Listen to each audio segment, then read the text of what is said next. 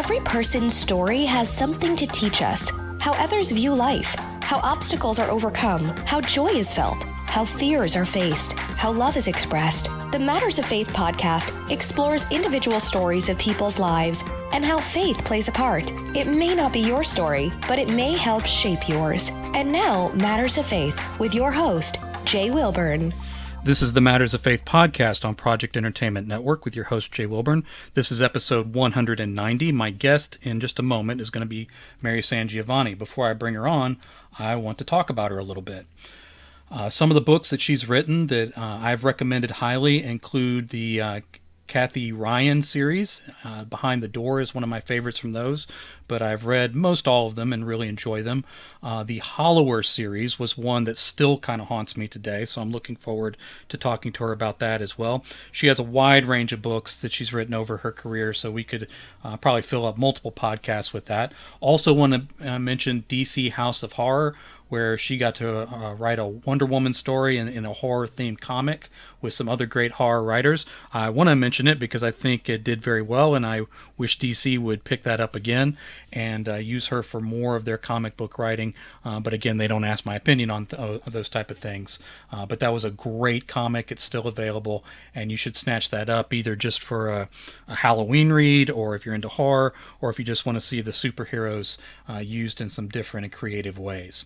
Before we talk to her, I want to mention our sponsor for this episode. Armand Rosamilia is the author of the Dirty Deeds crime fiction series. My two favorite characters in that series are James Gaffney and Marissa Page. There are certain archetypes that you look for in crime fiction, but what Armand has achieved with those two characters in particular is to sort of move it off of center so that you're not just getting sort of this indestructible super computer kind of hero that runs through a lot of thrillers. So he's not just a knockabout kind of guy, but he's a guy that kind of for a period of his life couldn't get out of his own way, and he's sort of paying the price for that as he's inadvertently having to be the good guy. All the characters around him, including Marissa Page, have to sort of navigate this double life that he's leading and find their own place in it. And there's even one book later in the series that features her pretty directly and a slightly different style of story. So I really like the stories that focus mainly on James Gaffney, but I enjoy that one as well. So those are the things I love about that series, and I believe many of you will love them too. If you're interested in advertising on the Matters of Faith podcast, you can email me at mattersoffaith@jaywilburn.com. My rates are very reasonable, and I look forward to sharing your passions with our audience, both live in video and in audio. I appreciate Armand supporting the podcast, and now we'll get into the rest of the episode.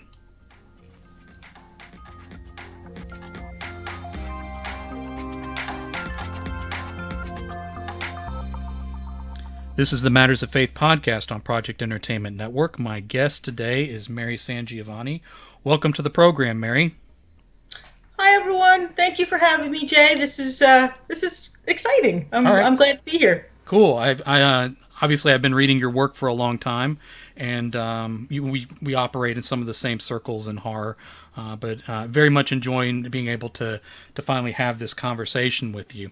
Of course, with it being a faith podcast, and you and I have actually been on faith panels a few times because it's something that the community is aware of us, so you and I sometimes just get tapped for those type of panels when they're trying to fill them out. So I know a few of the answers already, but I wanted to talk through and maybe go a little more in depth than a whole panel of people allows for a single individual. Can you kind of tell us where your first connections or experiences with faith and spirituality began? Sure. I was raised Roman Catholic. I went to a Catholic school from kindergarten to 8th grade, and it was something that my mother, who is Irish Catholic, she very, very strongly believed in. And to be honest, she found a certain degree, I think, of comfort and of security in having a higher power to be able to trust in and put her faith in, and put her worry in when things were just too much for her to handle. So I was raised with the idea that there's, I guess, more out there than what we, can see and hear and touch and that sort of thing. But it never seemed complete to me. Even as a little kid, there were certain things that just either rubbed me the wrong way, which I think the nuns would probably just say was me being a sinner. But there were things that I felt did not adequately explain or, I guess, compensate for certain things that I needed to believe in, I guess. It wasn't probably until I was in my 30s that I discovered, I had always had an interest in magic, but like from a fantasy point of view, right.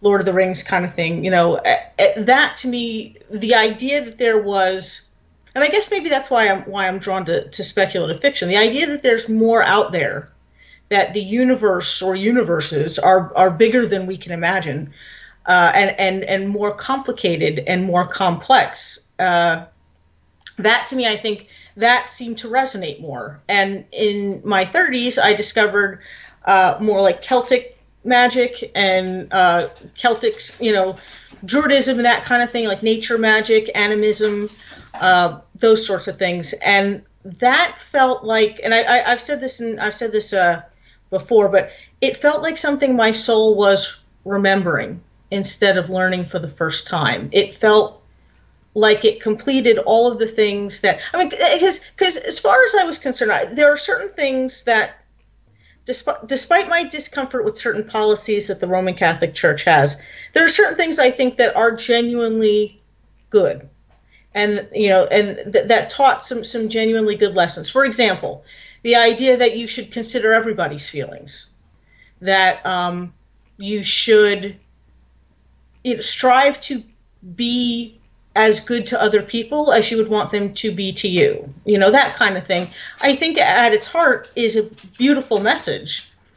But it just didn't, I think, it didn't account for everything in my life that I felt a spiritual path should. But as far as I'm concerned, there's no real conflict of interest in believing in both. So I have this kind of weird pagan spirituality that still accounts for there being a God and there being a Jesus and there being saints and angels and demons and the whole nine yards. It's just maybe not quite as rigid as I was taught to believe it is, that it's more fluid, maybe more flexible, and encompasses more things than the Catholic religion originally espouses, I guess. Now, you're still very close to your family, even just from what you post online and how you went to take care of them when the pandemic started and a number of things like that. How did your transition from sort of the traditional Catholic beliefs to something that may be almost unique to you, how did that go over with your family broadly? Well, see, I don't think my mother knows, or at least we won't advertise this podcast to her. She was very disappointed that I stopped going to church. She was, I think, really kind of deeply disappointed that I stopped going to church. And finally, I kind of blew off the question for a while. Like, she keeps saying, like, didn't I raise you right? Why don't you go to church? Why don't you go to church? And finally I said, I'm not going to go to a church that makes me feel defensive or uncomfortable about a child that God made the way, my child was made, and them telling me that is somehow wrong. That doesn't make sense to me. My child is trans, and the Catholic religion, at least when I was going to church, was not particularly supportive of gay people. They were not particularly supportive of trans people. And to me, the nuns had always told us, and the priests had always told us, that a person is not the body that they're in. A person is their soul. That's the most meaningful part of a person, is your soul.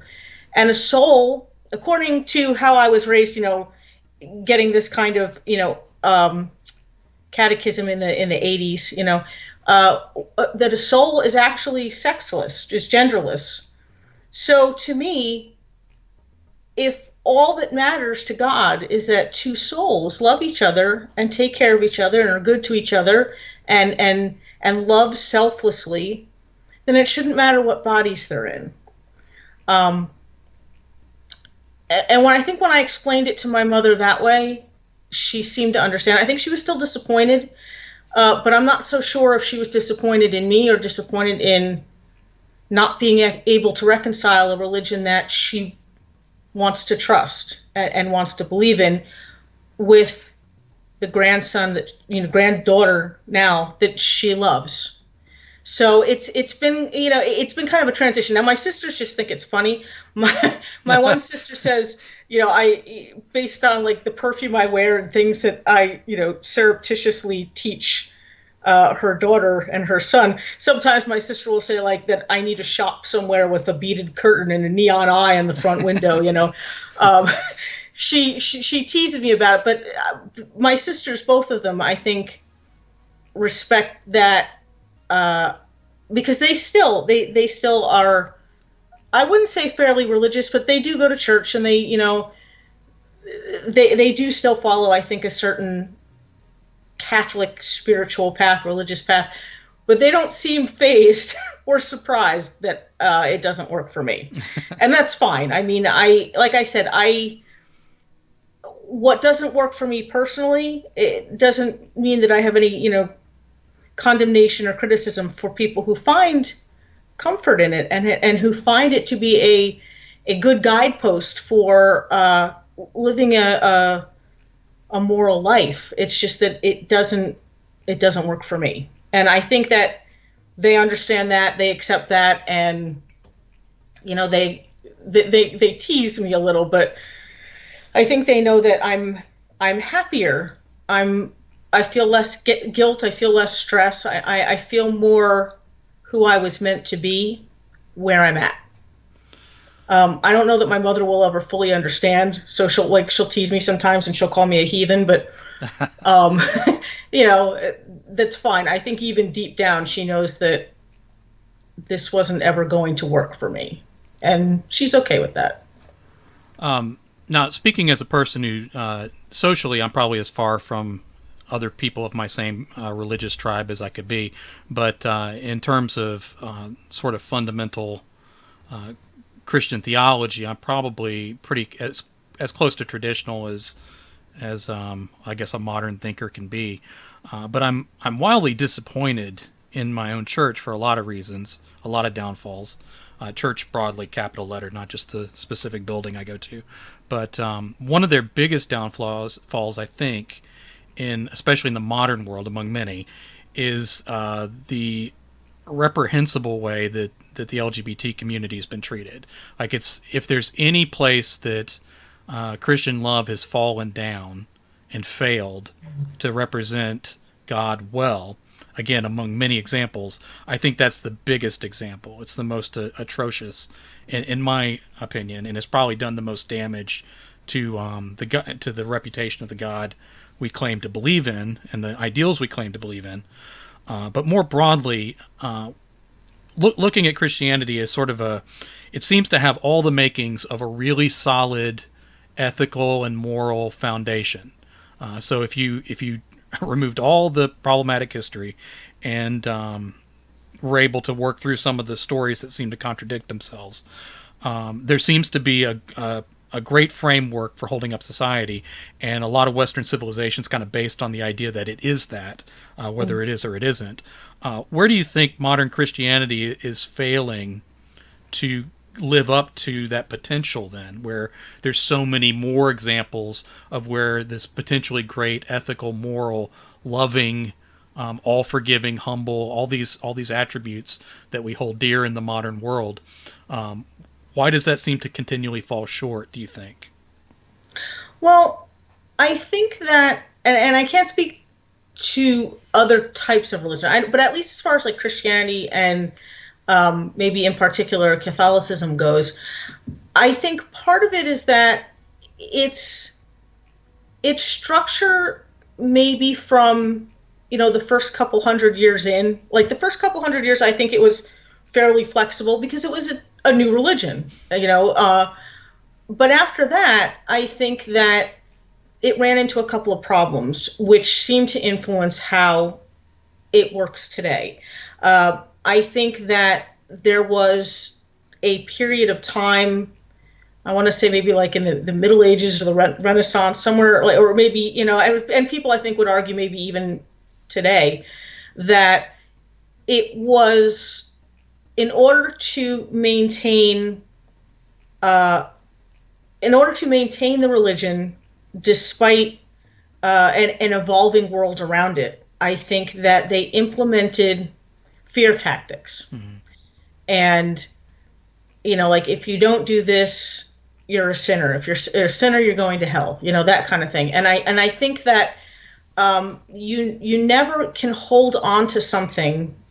You can never hold on to people as long through fear as you can through love. Right. And so I think that's part of the problem, is that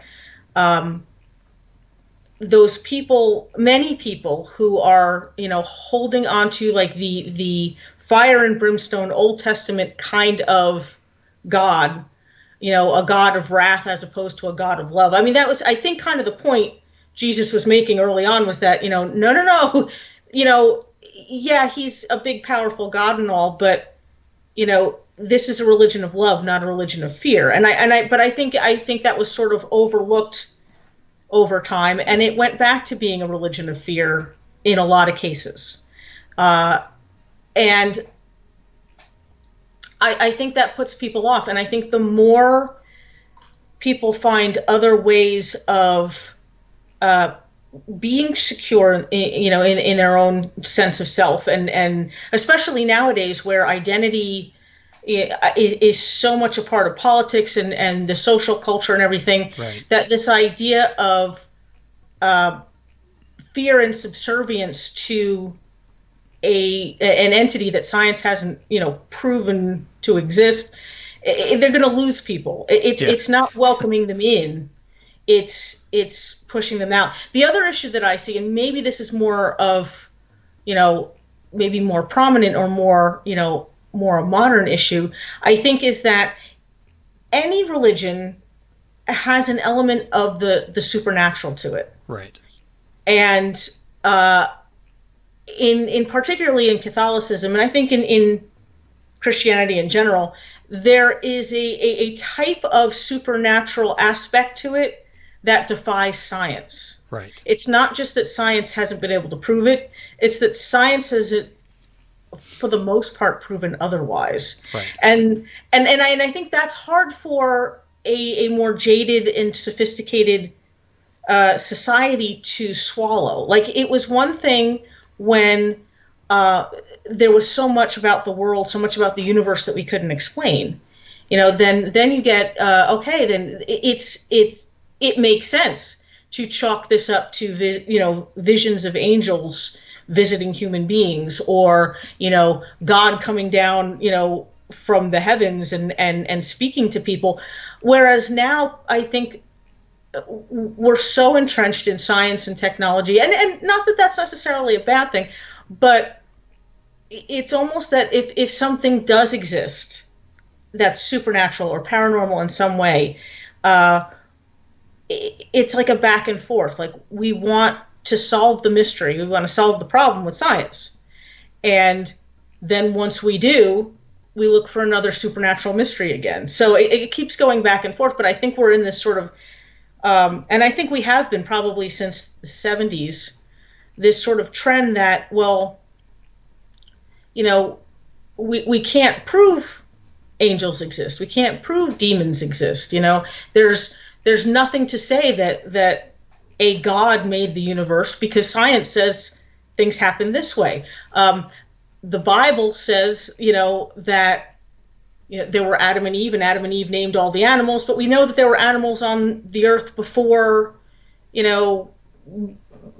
before there were human beings. So Right. so then you run into these problems where people try to catch up to the times, and they'll say, okay, well, these are metaphorical, these are symbolic stories, but we weren't taught that Right. to begin with, or like I can remember when I was a kid, there was purgatory, Yeah. there was a purgatory, and then somewhere along the line they decided there was no longer a purgatory. So where did all those people go? If this is something that you're telling me is a real dimension or a real place that souls have gone to, and now you're telling me it doesn't exist, I think it shakes your faith in, well, I think a lot of people who drift toward religion drift toward the structure. They drift toward the immovable, that they need to believe in God as a rock, but they also need to believe that the tenets that God has passed down to us are unchangeable.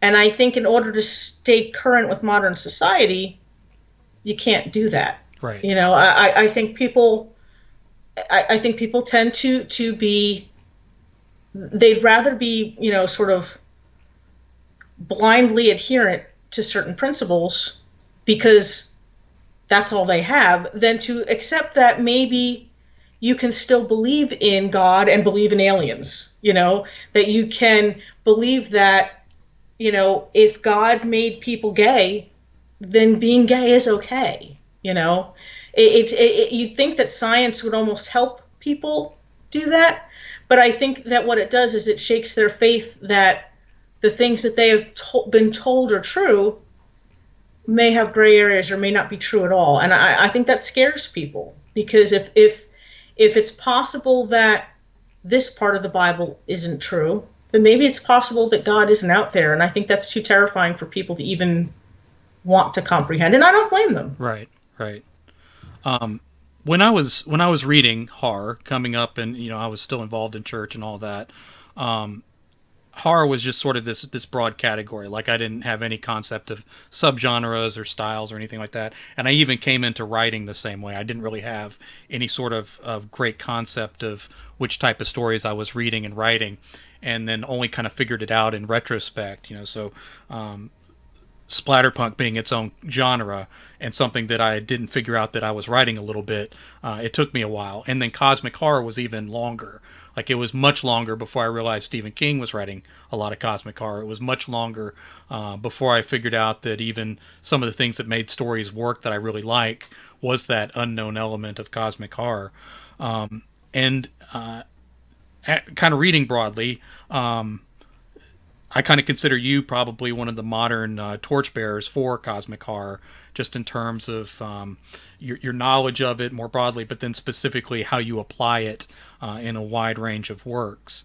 When did that idea sort of crystallize in you as I guess maybe a consumer of horror, but then especially as a creator of it?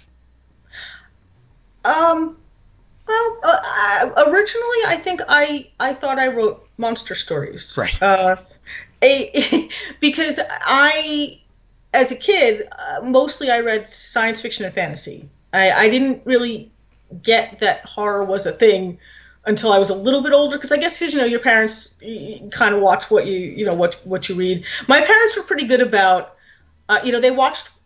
they kept an eye on what I was watching on, like movies and television and stuff, but they let me read almost anything. So, but I did start with science fiction and fantasy first, because again, I like the idea of limitless possibilities. Right. And when I first discovered horror, it was Stephen King, and actually, and V.C. Andrews. V.C. Andrews, people might scoff, but for an like 11-year-old, 12-year-old girl reading Flowers in the Attic for the first time, that's some pretty horrific stuff. Yeah, yeah. I mean, it's it's some terrifying stuff, because it's I think when you're a little girl, people are, whether they realize it or not, and I'm not sure that it's so much with these new generations, but it definitely was when I was growing up, that people raise you to believe that, you're kind of always in danger. Little girls they have to watch what they say. They have to watch how they dress. They have to watch who they're alone with, or where they're going by themselves at night. And so horror was sort of an innate thing that you just kind of accept as part of life, I guess. This idea that people do bad things to other people. But I think for me personally, too much of that is depressing. It does explain, I think, my interest in crime stuff, my interest in true crime type things, but and that's mostly because I think understanding why people do those things and how they catch the people that do those things makes me feel better. But to me, it wasn't always much of an escape, because that's kind of, to me, that was always just part of life, was that people are cruel to other people. And, sometimes you have heroes that can save them and sometimes they can't. So I liked writing monster stories because I felt like it was a different kind of control that I was giving back to people in the stories, that they were fighting something that was maybe representative of these psychological issues and these horrific crimes that in real life sometimes there's no justice for. Right. And I didn't realize it was cosmic horror until till long after I started reading Lovecraft. I started reading Lovecraft, and then I had heard him referred to as cosmic horror. And I thought, And then when I looked up what they meant by that, I was like, this is exactly what I want in horror. It's got themes that I understand. It's got transcendence and transformation. It's got the idea of worlds beyond worlds. It's really this sort of fluid genre of limitless possibilities. It's everything to me that is fun and exciting about fantasy and science fiction and horror all combined, because it's a little bit of all of that. And I like that. I like that idea. I think that Lovecraft was somewhat rigid with it. Right. And I think that had to do with his personality and his hang-ups, and also what he thought literature was at the time. Mm-hmm. But I think that it opens writers up to, as I said, like infinite possibility to discuss the human condition in these exotic ways. Right. And that's what appeals to me the most about it. But I didn't realize that that's what I was writing till maybe 10 years in. Right. It was a while. I was a slow learner. Yeah. Now there's a lot of examples we could focus in on, but like one I mentioned in the introduction that still kind of haunts me and unnerves me is your monster work in The Hollower. That's 3 books, correct? Yes. Okay. And I believe I've read all 3. Again, what makes that work for me as cosmic horror is, and it's probably a great example of, you kind of thinking you're writing monster stories and then it's actually cosmic horror too. That's probably a great example of what you just described. Something about first of all, it's very hard to come up with a unique monster. A lot of them are just plays on a trope. But in The Hollower in particular, there's the horror seems to be the emptiness, the void, the possibility of being emptied out and robbed of your identity on an existential level, and all these things that underplay the overarching story. How did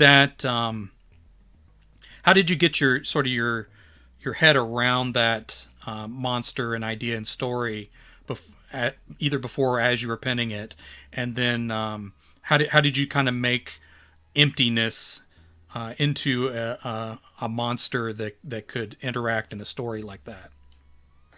Well, it's funny that you mentioned like that so many monsters are tropes of things, and my dad used to be my first reader. Anything I wrote, my dad read it first. And when I was trying to start a novel, I'd come up with these ideas and be like, what that sounds like? Star Wars. Right, what that sounds like? And he would it almost got to be a joke after a while that he would pinpoint that I was covering the same ground as something else. And so finally I was like, okay, you know what? I'm going to make a monster that is completely, uniquely alien. It's going to be something that whatever my gut instinct tells me that I should do, I'm going to do it the opposite and weirder. And that's basically, I think, the impetus for developing the Hollower the way it is, the way the creature is that I wanted something that would be completely, not just completely alien to us, but that we would be so completely alien to it that there would be no capacity for sympathy or empathy in any way. That essentially anything that it mimics that's even close to humanity is something that it only understands in terms of using against us to feed off of us. That even the physicality of our bodies, of our senses, and really, our perception of the world is physical. It's how we see it, what we hear, what we feel, what we taste and smell and touch. It's all physical sensation that our brain processes and gives meaning to. And I wanted this thing to not understand that except when it was close enough to us to be able to mimic that for the purpose of hunting us. It's basically a kind of mimic, I guess. But at its heart, to me, and cosmic horror generally doesn't, I should say Lovecraftian horror generally doesn't dive too deeply into the mindset of the monster. Right. Because the whole point for him, for Lovecraft, was that a monster is, what is most terrifying to us is fear of the unknown. And that something like, one of his pantheon of gods would be something so different from us and so alien to us and so far above us in size and scope that we really couldn't understand it any better than we could understand the motivations of God. Right. That it's something that is too far beyond our capacity for understanding. And I get that. I like that because I understand that there is something terrifying about something that isn't going to be able to, even capable of caring about our feelings about anything. It'd be like us trying to understand the motivations of ants, Right. But so that's why I think I wanted the Hollower to be something so foreign and so alien. But then I thought too, partially because it was my first novel and I wasn't sure I'd be able to make a word count without doing this, but also because I thought it would be interesting to write about how the Hollowers see us. Because I think there's something sort of terrifying about the idea that, here we see this monster and it's mimicking people and it's teasing people and it's goading them into hurting themselves. It's goading them into hurting other people. And it seems to understand us on such a deep, dark level and to use our own fears against us. It uses the deepest parts of us against us to ruin us. And what it's really made of, like you said, is emptiness. It comes from a place of pure chaos and pure atrophy, I guess, or entropy. I mean, it's basically comes from a place that is destroying itself. Right. And its primary organ, its mode of functioning, is like a black hole. So it's always hungry. It's always miserable. It's always feeling chaotic. It's always feeling empty. And all those things that we attribute that, maybe make it scary because we think, oh God, it knows our deepest, darkest secrets. Like, it forgets them the minute it gets far enough away from us. When it pulls back into the in-between spaces or other dimensions, it forgets even the words for things. It doesn't, we don't matter. We don't matter as anything other than a food source. And once it runs through the people on this planet, anything even remotely sentient, it moves on to another place. So I think that was once I got into it, and for anybody who's read the three books, I think you see a sort of a progression of how the Hollowers think of us over Yeah. time. Yeah. And like the first Hollower in the first book is completely dumbfounded by us, like completely like, oh, it doesn't understand even things like a house or a car. It just understands that this is what this thing does. Like this thing swallows the people and takes them away. And over time, the different species of Hollowers and different types of Hollowers can understand us a little bit better, but it's still it's a means to an end. Right. It will never understand us, and it will never care to. It will never try to. Yeah, like I said, it's unnervingly well written. Thank you. Now, horror broadly as an industry, as a group, we're really good at drama. So there's just it's a rife playground for that. Now, cosmic horror in particular, the type of drama there is usually surrounded around what counts and what doesn't count, and especially if you dare to play in Lovecraft's playground, when you're doing it right and when you are doing it completely wrong. And the people who have opinions on that have strong opinions, regardless of what their opinion is. What's it been like for you as an author, and especially as you've reached a level where people know you well enough to form opinions about you, where sort of navigating that that particular subgenre where there's such an adherence to the orthodox and then such a motivation to blast through the orthodox at the same time? Well, it's my experience in reading cosmic horror, watching cosmic horror, playing cosmic horror video games, the whole nine yards, that strict adherence to the way Lovecraft does something comes across sort of tinny and flat. Right. And what I mean by that is that the best pastiches of Lovecraft's work, they can be fun, but Lovecraft had a tendency toward the melodramatic that, a lot of people fainting and a lot of people Right. going insane from having read something in a book. And Lovecraft, but for the sheer, I think, imagination behind the ideas, I think it could have fallen flat in the hands of anyone else. Right. One of the things that I think makes, and it's kind of, it's kind of this sort of weird contradictory thing, but one of the things that makes Lovecraft's work as enduring and effective as it is, if you can get past the antiquated language and his tendency to use certain words over and over again, and to avoid explaining, describing things because it was that which could not be explained. Right. I think that the enduring aspect is that he was really afraid of the things that he wrote about. Not that he was afraid of tentacled, slimy things coming to get people in the night, but he had some absolutely abhorrent views of other people. Right. He was, unrepentantly racist. He started to ease up a little bit before he died, but he was pretty unrepentantly racist. He didn't.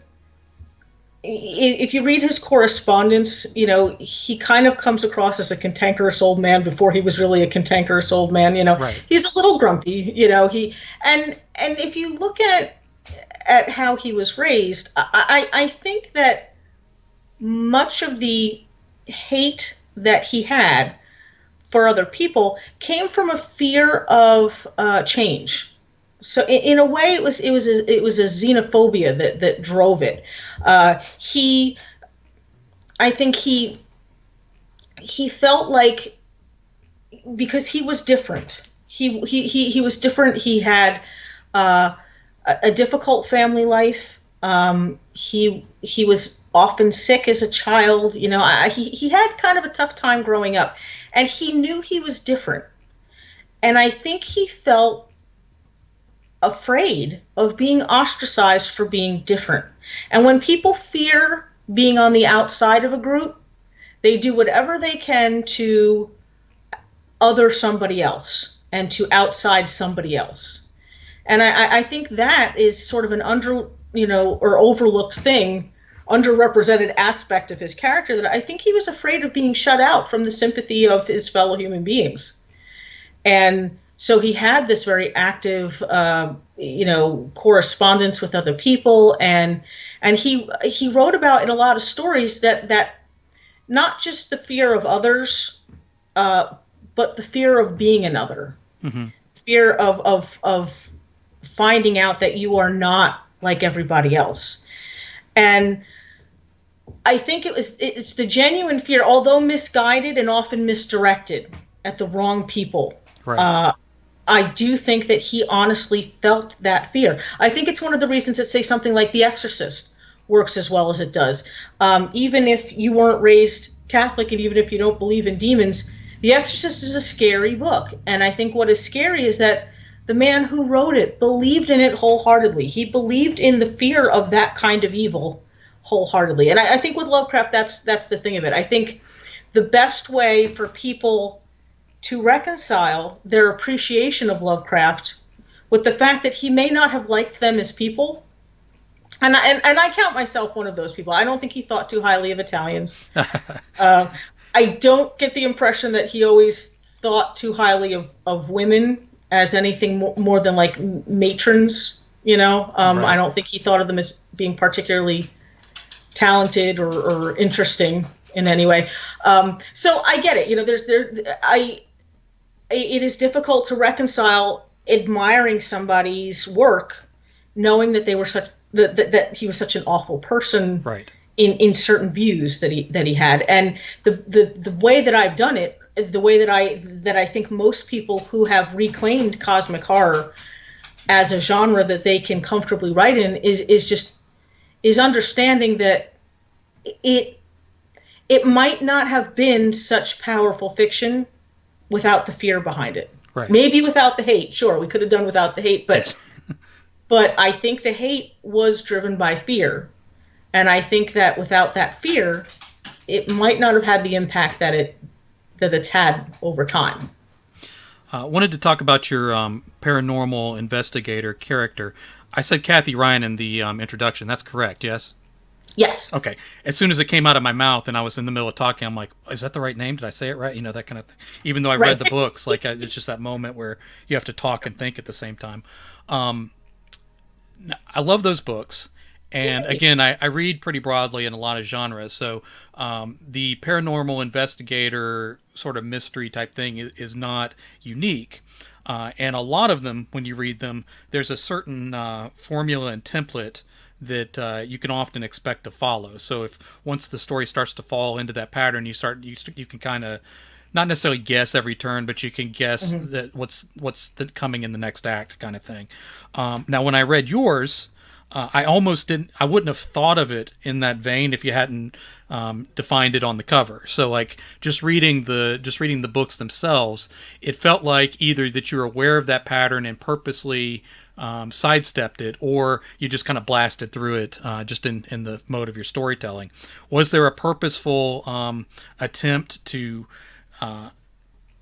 take it in a different direction, make it deeper, make it something more?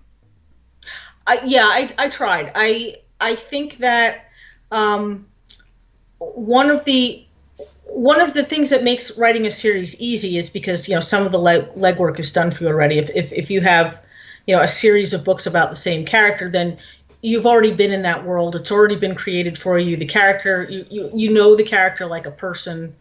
But one of the hard things about a series is not falling into that trap that you mentioned of having it be sort of formulaic, so that every story happens the same way, and that the character's always going to be okay, and right. That this is always going to that we're going to introduce the bad guy, and then your detective's going to come along and solve the case, and everything's going to go back to normal. And the way that I tried to get around it, first of all, was to have different, because especially with cosmic horror, you also, because it is somewhat, because it is a subgenre, Yes. and it's a categorical subgenre that, certain things happen that make it a cosmic horror story.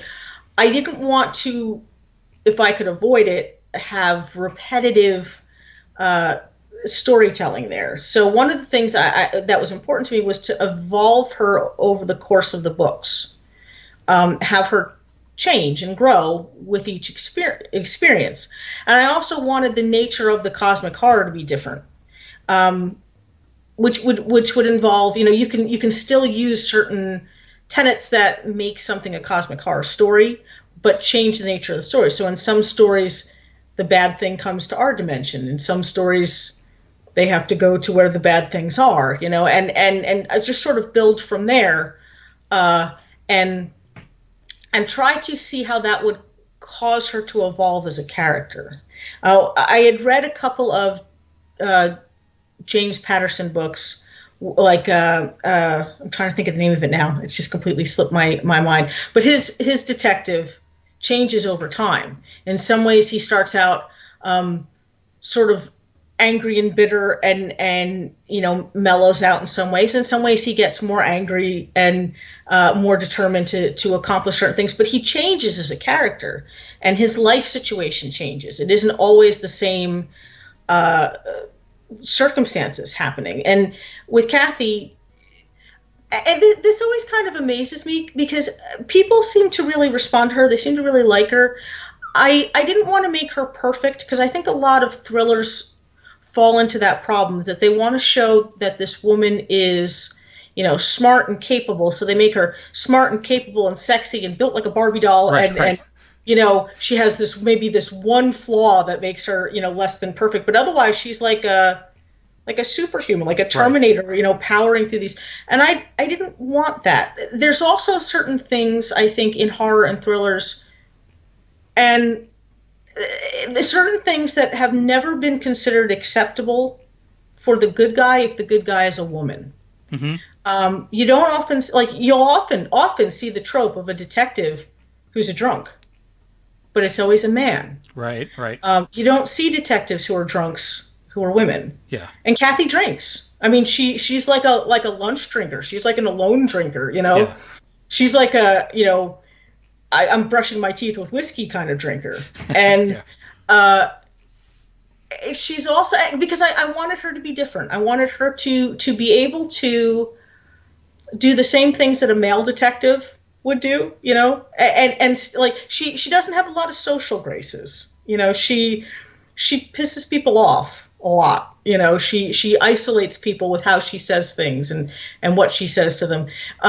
She's insecure about the scar on her face. Mm-hmm. So it never really occurs to her to try to use her sexiness or her looks in any way, because she assumes people are always staring at her because of her scar. Right. It's little things like that. And the one thing that seems to surprise readers, although, and it's probably my fault that I didn't do a better job putting this forth, is that she's a little suicidal. Mm-hmm. She's a little on the edge. Like,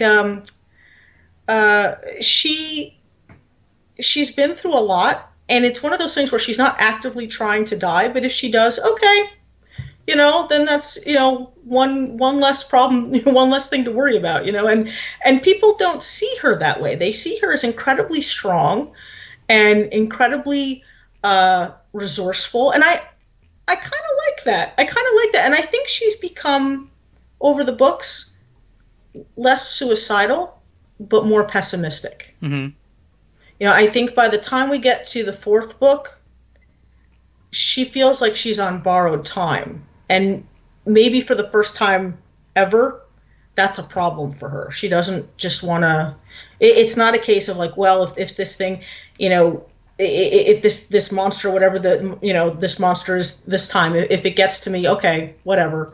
Like, it actually matters, because she over the course of the books, her relationship with her boyfriend deepens, and over the course of the books, I think her brother gets into her head more about, you may not be all that much different than I am. Because for readers who don't know, her brother's a serial killer, and he's incarcerated in this hospital, and even at his best, even at his nicest, at his most brotherly and loving, he's still a bad person. He's not just, like I like to think he's not just this sort of cardboard cutout villain. Right. But he's more complicated than that. Like he loves his sister as much as he is capable of loving another person. But there's something very wrong with him. And his idea of love is more like, I want you to be like me so I don't feel alone. And she doesn't want to be like him. But she's starting to realize that, given the work that she does and how it has affected her over time, that she may not be as different than him as she would like to be. And I think those are the kind of things maybe that make each book a little bit different, is that there is a progression instead of essentially a Monster of the Week book, if that makes sense. Yeah. I love the books, and again, it's fun. It's fun to talk to authors when I've actually read the books that we're talking about. As sort of a compliment, one thing I struggle with, and I work very hard to do when I read, is to take off the author hat and just read. Because I can catch myself saying, "Oh, how could I use that?" Or I find myself analyzing the character and whether the character works, which kind of defeats the purpose of losing yourself in a story. It's funny, as you were talking through her character, I realized all those things were true, but that I hadn't put any analysis into them. So like you've done a very good job for me as a reader of just, the character work so good that I don't think about the character work. I run along with them, and I'm real focused on how scary the stories are, which again was one thing about those books that I think differentiated them, is that like when you pick that template, a lot of authors are leaning into almost the cozy mystery territory and that kind of thing, which softens it a little bit. Which again, there's nothing wrong with that. Every genre is kind of like music. There's somebody that likes it for the reason that it's written, and I try to appreciate that. But one thing about those books is you don't soften the fear. Like there's a real lean into the terror that I think sets it apart. So again, just well done with those. Thank you. One of the books I mentioned that I don't know how often you get to talk about it is the DC horror book you did with a few other authors, where you got to take Wonder Woman into some scary territory. I imagine for an author that kind of is willing to take stories as far as she wants to take them and that kind of thing, then you kind of sign on with a Goliath of publishing like DC, where they may be a little looser because it was a one-off sort of horror thing, so you're able to do things with the character that other authors weren't. But it's still DC, and right. they still want it done their way, even when they say they want it different. What was it like creating that story in particular under that large umbrella? It was, prior to doing the Wonder Woman story, I had never done any comics before. I barely have ever even read comics prior to that. Brian is a huge Brian Keene and I live together. He's a huge comic book fan, and I mean, to say the least. Right. And he's tried to get me to read comics before, and as far as the superhero stuff went, I speak of the devil. Yeah. Hi, Jay. Hi, hey, Jay's Brian. Audience. I heard comic books. We must talk comic books. Comic books. If you can see this is his. It's not even a fraction. It's not I'm even aware. a pinch of his collection. 28 long boxes. It's craziness. And he's tried to get me to read comics, and he's tried to find ones that he thought I would like. But when this DC thing happened, they said, he had mentioned, he had talked to Keith Giffen, who was overseeing this project, and Keith Giffen is a fascinating and funny man. He was great to work with, but if you've ever seen Guardians of the Galaxy, the raccoon in Guardians of the Galaxy, That's Keith Giffen. That's his personality, absolutely. So he can be a little intimidating, But he was great, and he'd read some of my books, and he wanted me to give the Wonder Woman a shot and do a story for that. And he said, basically just, here's basically kind of the concept we're going for. And, just, give me what you got. And so I said to Brian, I said, this is so great. What do? I don't know how to write a comic book script. And he gave me a basic template for how comic book scripts are written. Right. And he told me, and I always think of this, if like the few graphic novel things I've done since then, I always try to remember this, is that if you're looking at, say, like a 3-minute action sequence, a comic is all the most important stills from that action sequence. You can't have somebody say, climbing up a ladder and jumping on the top. Like, that would have to be 2 different actions. You can only show 1 action per panel. But you can be creative with it, and you can do almost anything you want to using the background and the foreground and the facial expressions, and how close is the camera, quote unquote, to the person's face or to the action going on. Where do you want the focus to be? All that is up to the scriptwriter, and it was such a different type of writing. Yeah. But it was fun. It was fascinating and fun to be able to tell a story in such a different format. And so I would write out like this is what's going on in this panel. This is what the people say, and Keith said it was scary. He said in fact, I believe what he said was, "Oh my God, Brian, you let her sleep next to you at night." So I appreciate that. And the one nerve-wracking thing, though, is that I know that comic book folks, maybe more so than any other fandom, are very serious about their beloved characters. Right. And they are either going to love what you do or tear into you like demons from hell. And I was a little nervous about that. I was a little nervous about taking such an iconic figure, and putting her in a situation where she's not really a good guy. No, she's kind of this sort of terrifying Amazon spirit that is tired of being, of any kind of oppressive society, whatsoever, and is in the body of a woman who, although they're not specific about it, because it was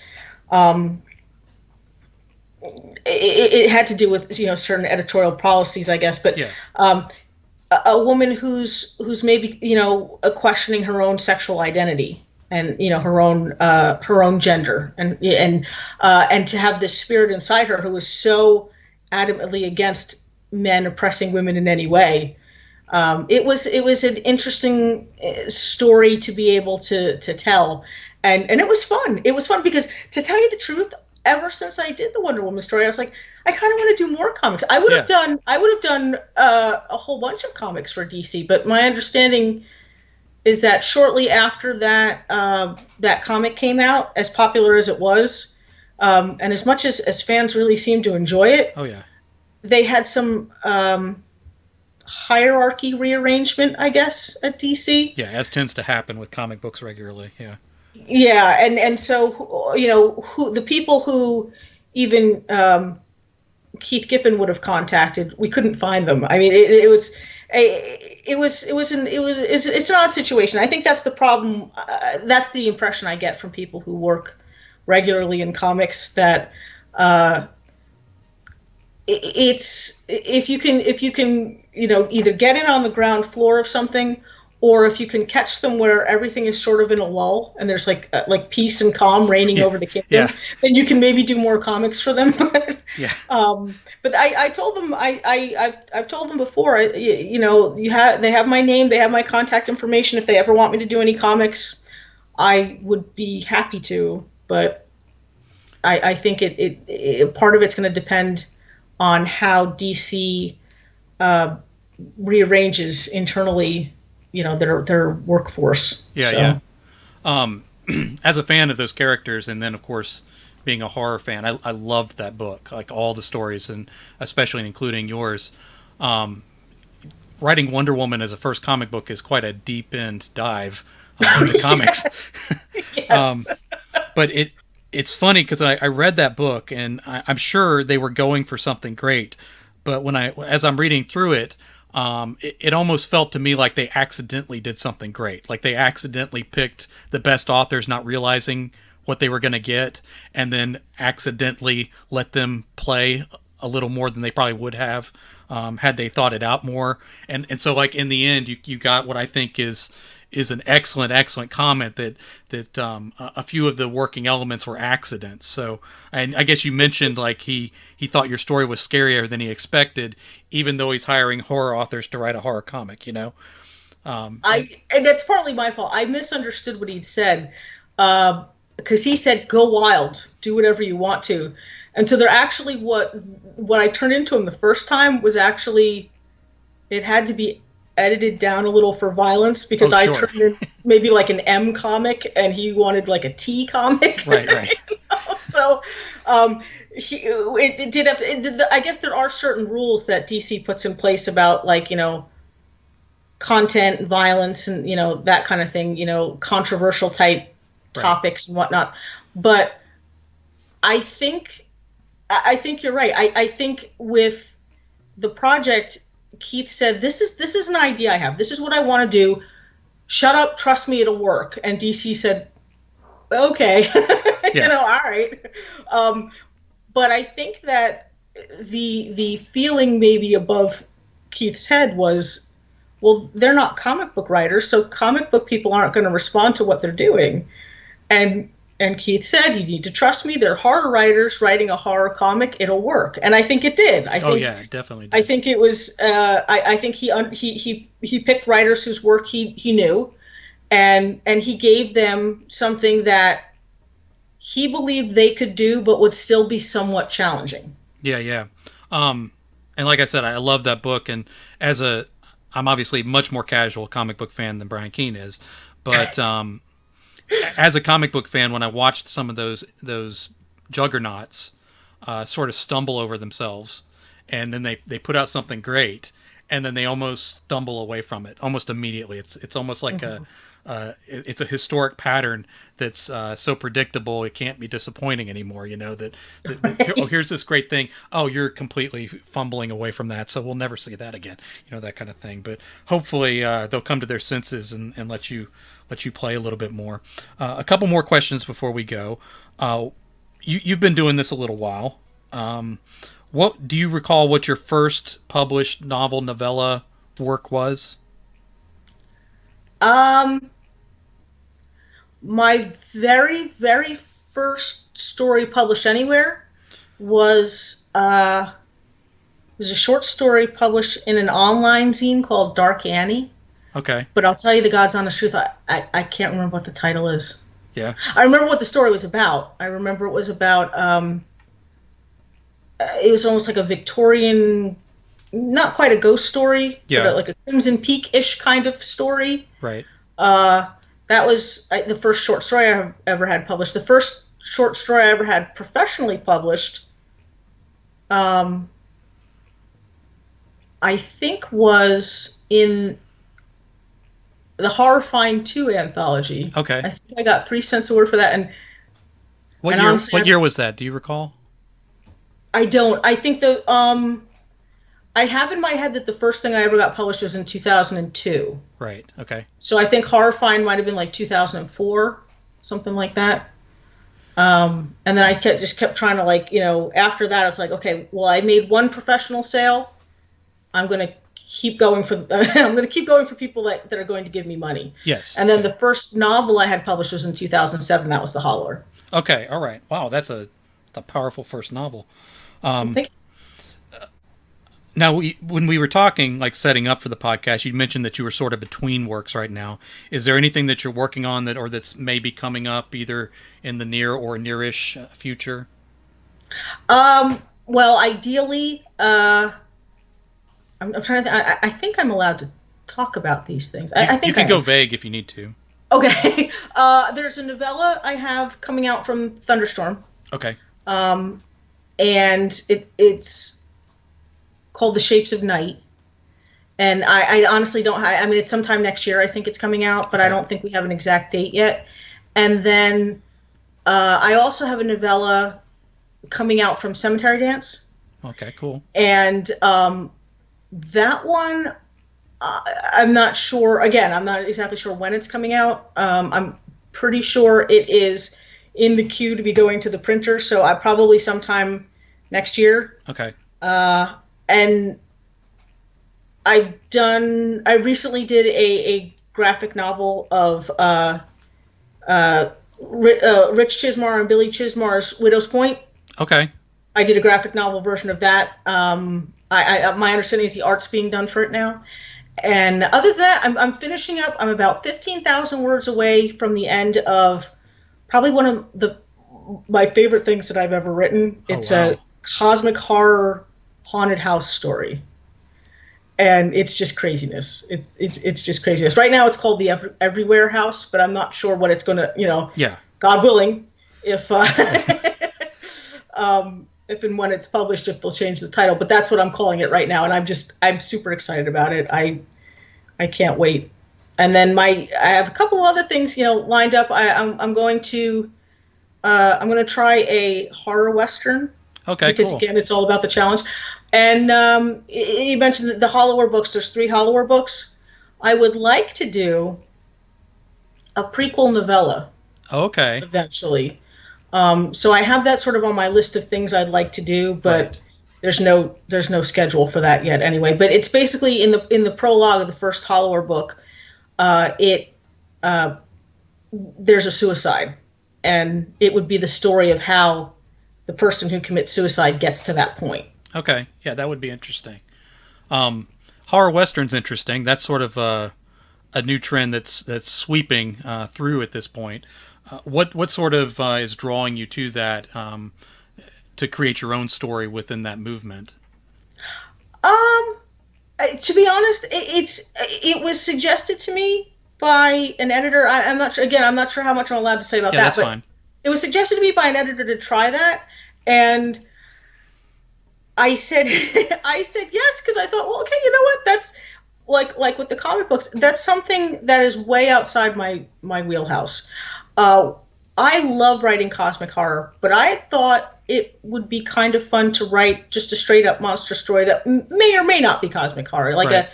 and I always liked the idea of Wendigos, and and so when it was presented to me, like maybe to do an idea about a horror western, I thought that could be kind of fun to do like a Wendigo story with that. So, but it would be a challenge because again, most of the westerns that I've watched, I either watched with my grandpa when I was about 3, Right. or I watch with Brian because he almost likes westerns as much as comic books. So, Yeah. I've found it that would take a lot of research, and I find that a little daunting. But I'd be willing to try it. I've found it interesting. I've kind of come to the realization recently that some of my favorite crime fiction writers, especially in the indie scene, are people that kind of bled over to that genre from horror. Mm-hmm. And I've never been much of a Western reader. Again, it was a big thing for my dad, and but then Death's Head Press started doing the splatter westerns, and some of our mutual friends got to play around with those, and it turned out to be some of their best work, in my opinion, as I followed through. And then the more authors are going. I recently interviewed Summer Cannon, and she's kind of in the I can't talk about it phase of a horror western. And I'm really excited about the female authors from horror that are stepping over. Christine Morgan did one recently that I think may be some of her best work. No offense to any of her other award-winning work, but it's another one of those things where like I couldn't see myself necessarily just diving into the Louis L'Amour books. I did like the Longmire books, and those are kind of traditional modern westerns or whatever. But I'm finding again that sort of my horror writers who are playing in westerns are making some good stories that I really connect to. So I'm excited to see what you come up with. So I imagine I think it'll be an interesting challenge. I imagine that's more on the long-term side. So I'll be patient to see when that comes out. Before we go, kind of tell people where they can find you online, either for purchase or for following you around on social media. Yeah, sure. My website, www.marysangiovanni.com. If you can get at least SANGIO, the rest of me will pop up. I know Sangiovanni's not an easy thing to spell. I practiced a lot Amazon. for this podcast, making sure I was spelling it correctly. Yeah, I know. Yeah, all the books are on Amazon. I think pretty much just about everything I've written, I think you can get through Amazon. And I'm mostly active on Twitter, where I'm just at Mary SanGiovanni, one word. And I try to use Instagram. I'm not that good at it, but once in a while I post on Instagram. But mostly, if you want to find me, if you want to get a hold of me, Twitter's the way to do it, because Twitter I check just about every day. So, and I'm trying to be better about promoting my stuff on there. But usually I'll have something to say on Twitter. So well, we'll help you promote. We'll join in on that, so you're not having to do it all yourself.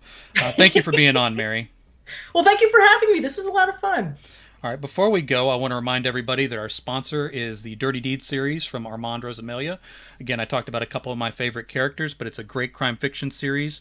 Sometimes I'm in the mood for a long thriller, but I also like a story that doesn't waste pages. And the Dirty Deeds series is one that's shorter stories because the pages only include the action, the stories, the characters, and so you get from the beginning to the end with no filler. So it's a great series. I'm in the middle. I'm finishing book 7 and beginning book 8, so I'll be ready for book 9 probably before he's done writing it. But definitely check out the Dirty Deeds crime fiction series. I look forward to talking to everybody again next week.